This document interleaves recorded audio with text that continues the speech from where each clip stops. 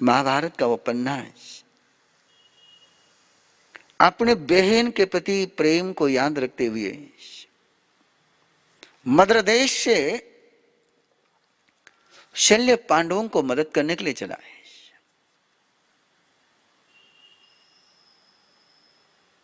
लेकिन पांडवों ने अंडरस्टूड कर लिया है कि शल्य अपने पास ही आएगा, और वो आने वाला था। लेकिन सत्कार, सजगता, संयम का व्यवहार न रहा है। दुर्योधन ने जब देखा कि पांडवों की ओर से शल्य के रास्ते की कोई व्यवस्था नहीं हुई है, तो दुर्योधन ने अपनी ओर से सारी व्यवस्था कर दी, चुपचाप कर दी, बिना नाम छिपाए, नाम छुपा कर करी। सारे अपने गुप्तचरों को सेवा में लगा दिया, एक संकेत के साथ कि बढ़िया से बढ़िया व्यवस्था करनी है, लेकिन मेरा नाम मत बोलना, तब तक मत बोलना जब तक शल्य खुश न हो जाए। ऐसी बढ़िया से बढ़िया व्यवस्था दुर्योधन ने करी, लेकिन ना उनको लग रहा, शल्य को लग रहा था कि पांडव की व्यवस्था है। और उस सारी व्यवस्था से खुश होकर के एक दिन शल्य बोल जाता है कि जैसे तुमने मुझे रास्ते में खुश रखा, मैं तुम्हें युद्ध मैदान पर खुश करूंगा। और यह सेंटेंस गुप्तचरों के द्वारा दुर्योधन के पास पहुंचता है। दुर्योधन शल्य के पास पहुंचता है। शल्य उसको देख करके चकित होता है, ये कैसे आया है? आना चाहिए था धर्मराज ने, आना चाहिए था नकुल ने, आना चाहिए था सहदेव ने, वो नहीं आया और दुर्योधन आ गया। जिसने आना चाहिए था वो नहीं आया, और जिसने नहीं आना चाहिए था वो आया। ऋषि नहीं कर पाए थे, पांडव ऋषि नहीं कर पाए थे। और जब हम रिसीव नहीं करते हैं तो सामने वाले की भावनाएं चेंज हो जाती हैं, और वही हुआ है। दुर्योधन ने कहा मैं तो आपको धन्यवाद देने के लिए आया हूं। बोले मुझे धन्यवाद किस बात के लिए? बोले मैंने तो सोचा था कि आप पांडवों को मदद करेंगे। बोले हाँ, उन्हीं के लिए जा रहा हूं। लेकिन कल आपने एक वाक्य बोला है। बोले क्या? कि तुमने मेरी व्यवस्था रास्ते में जैसी करी कर मुझे खुश किया है, मैं भी तुम्हें युद्ध मैदान पर खुश करूंगा। बोले बोला ये सारी व्यवस्था मेरी ओर से है। और ये वाक्य सुनते ही शल्य वचन में बन गया। कैसे रिश्ते उलझते चले जाते हैं, छोटी छोटी भूलों के कारण से कैसे रिश्ते बर्बादी की ओर ले जाते हैं, कैसे प्रेम नफरत में बदल जाता है, कैसे सहयोग में से संघर्ष की यात्रा शुरू होती है। और ये रिश्तों में इंसानियत बनी रही भाई बहन के बीच, जैसी कुंती और श्री कृष्ण में यदि बनी रही तो रक्षाबंधन सार्थक हो गया। और ये नहीं बनी रही तो रक्षा समाप्त हो गई। उस कहानी पर अच्छी तरह से सोचिए। अब चारों ही प्रसंग आपके सामने है। क्या भविष्यवाणी के आधार पर जो दुर्दैवी भविष्यवाणी है, जो अनिष्ट भविष्यवाणी है, उसको बदलने का प्रयास करना चाहिए था, कि उसको होने का प्रयास करना चाहिए था। और आपको लगता है कि कंस ने भविष्यवाणी को बदलने का प्रयास किया? नहीं, प्रयास तो उसने वही किया है, लेकिन इंसानियत के बिना किया है। और जब बिना इंसानियत के आप कोई प्रयास करते हैं, बिना मानवता का आप कोई प्रयास करते हैं,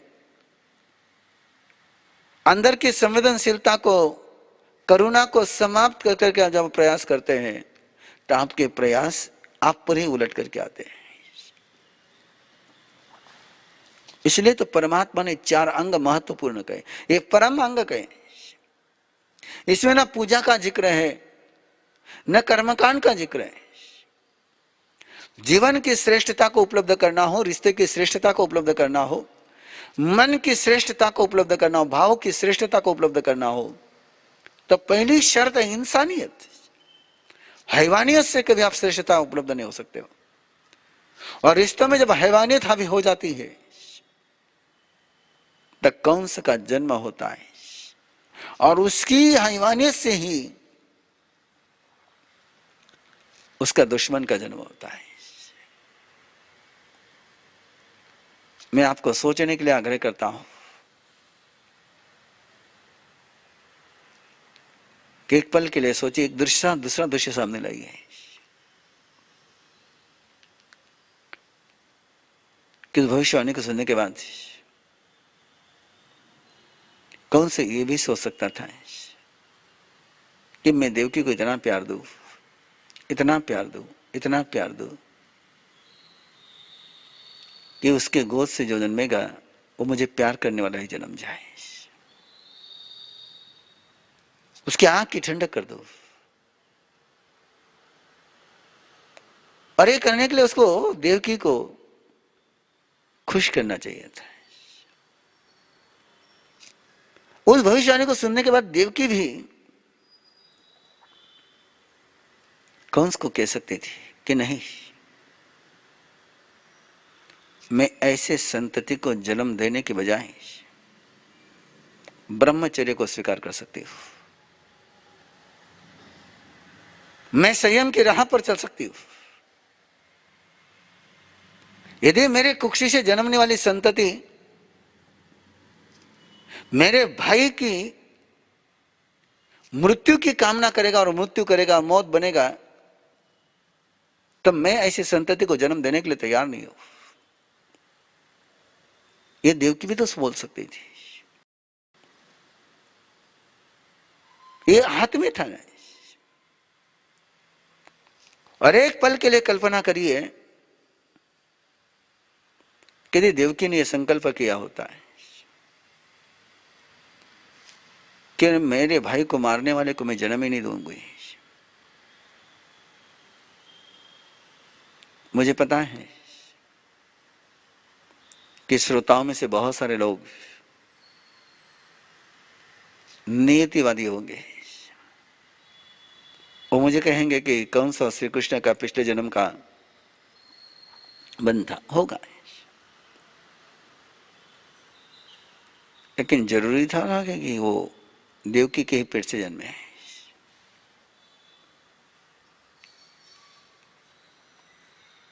और मेरा तो प्रयास रहता है नियति को चैलेंज देने का,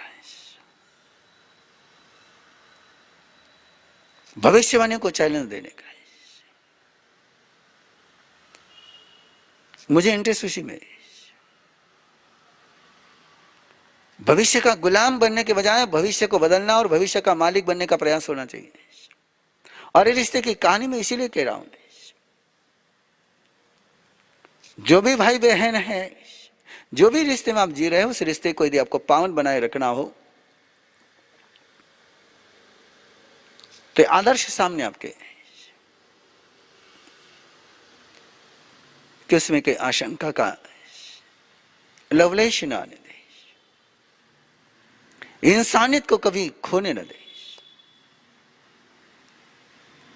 कहानी है, बहुत बार दोहराई जा चुकी है।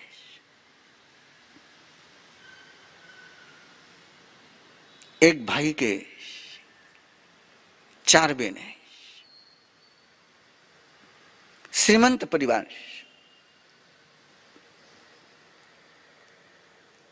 चारों बहनों की शादी हुई, चारों बहनें ससुराल गई।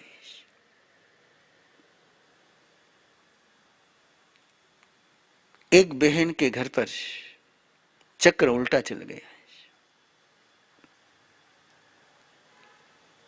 वो श्रीमंती से दरिद्रता में पहुंच गई, निर्धन बन गई, गरीब बन गई। वैभव शून्य हो गई और बाकी तीनों बहनें श्रीमंती के राज में थी। इंसानी जब खो जाती रिश्ते से क्या होता है। अब वो श्रीमंत भाई, श्रीमंत बहनें और उन्हें गरीब बहन, रिश्ते जब पैसे पर तोले जाते हैं, रिश्ते जब वैभव पर तोले जाते हैं, तो रिश्तों में रोने के अलावा कुछ नहीं बचता है। और वही चक्र शुरू हो गया है।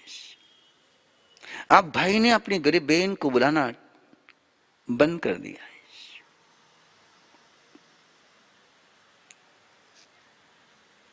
वो श्रीमंत बहनों को बुलाता था।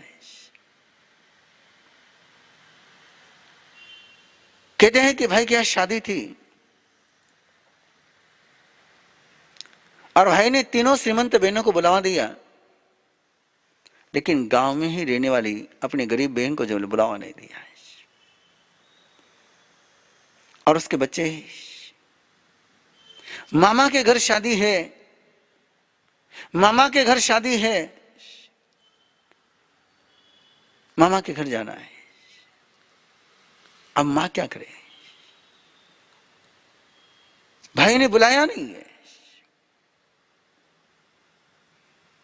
सोच रही बहन, शायद भूल गया हुआ है, चली जाती है। लेकिन चले जाने के बाद भी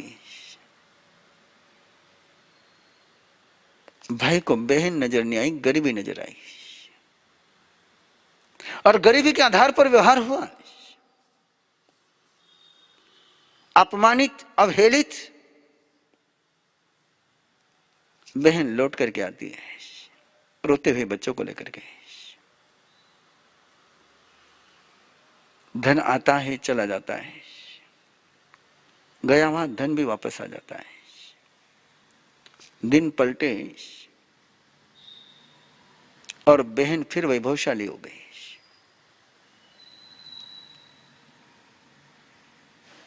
श्रीमंत हो गई। अब भाई बुलाता है, बहन जाती है, भोजन के लिए पहुंची है। और जब भोजन की बारी आई तो जो गहने पहन कर गई थी, वो गहने नीचे उतार कर उनको भोजन खिलाती है। लोग देखते क्या करे। भाई आकर के पूछता है क्या करे। और तब बहन कहती है, तूने इन्हीं को देखकर तो मुझे बुलाया है, ये नहीं थे तब तुझे बुलावा नहीं देता है, तो जिनको तूने बुलाया है उनको खिला रही हूं। ये ऐसे रिश्ते जब बन जाते हैं तो इंसानी चली जाती है। इसलिए भाई बहन का रिश्ता हो या कोई भी रिश्ता हो, अभी तो कहानी अपने भाई बहन के रिश्ते की चल रही है।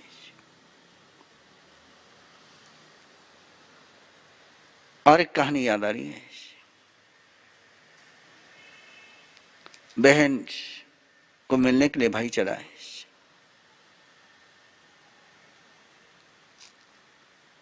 और चलते समय बनिया बुद्धि लगाई, सोचा बाजार में जाऊंगा, साड़ी लाऊंगा, पैसे लगेंगे। घर में कपास पड़ा है, रुई पड़ी है, रुई का गट्ठड़ बांध लिया और चल पड़ा है। भाई को आता हुआ देख करके बहन बहुत खुश हुई। और ये तो नारी का मन जानता है कि ससुराल में कितना ही मिले तो पीहर से जो मिलता है उसकी कीमत कुछ और ही होती है। भाई को आया हुआ देख करके बहन बहुत खुश हुई, बहुत खुश हुई, बड़े प्यार से स्वागत किया है। भैया क्या लाया है? और भैया ने वकीली चलाई। बोले बहुत सालों के बाद आया हूं, पता नहीं तेरी चॉइस क्या होगी, तुझे कौन सा कलर पसंद पड़ेगा। तेरी चॉइस मुझे पता नहीं थी, इसलिए मैं कपास लेकर के आया हूं, कपास से साड़ी बनती है, तुझे जैसी चाहिए वैसी बना लेना। बहन ने ले लिया और बहन ने सोचा वाह क्या बात है। और भोजन का समय हुआ है। पुराने कोई बफे डिनर नहीं हुआ करते थे, थाली ढक करके पहुंचती थी। भाई के लिए थाली पहुंची, खाना परोसा गया, लेकिन खाना नहीं परोसा गया। थाली में आटा था, कच्ची सब्जी थी, नमक था, मिर्च था, घी था, सारा अलग रखा हुआ था। सब मिठाई के पदार्थ थे, लेकिन सारे बिना पके हुए थे। भाई ने देखा ये क्या है, पूछा और बहन ने कहा बहुत सालों के बाद आया है, पता नहीं भाभी के हाथ का खाना खाते खाते तेरी कोई टेस्ट चेंज हो गई होगी, अब तेरी जैसी टेस्ट है वैसी बनाकर खा ले। ऐसे जब रिश्ते बनते हैं, 3 रिश्तों को ढोना पड़ता है। इन रिश्तों में भी इंसानियत बनी रही, श्रद्धा बने रहा, तो श्री कृष्ण और कुंती का रिश्ता हो सकता है, हुमायूं और कर्णवती का रिश्ता हो सकता है। इस रिश्ते के लिए खून की जरूरत नहीं होती है, भाव की जरूरत होती है। इस रिश्ते के लिए धर्म का बंधन नहीं, जाति का बंधन नहीं।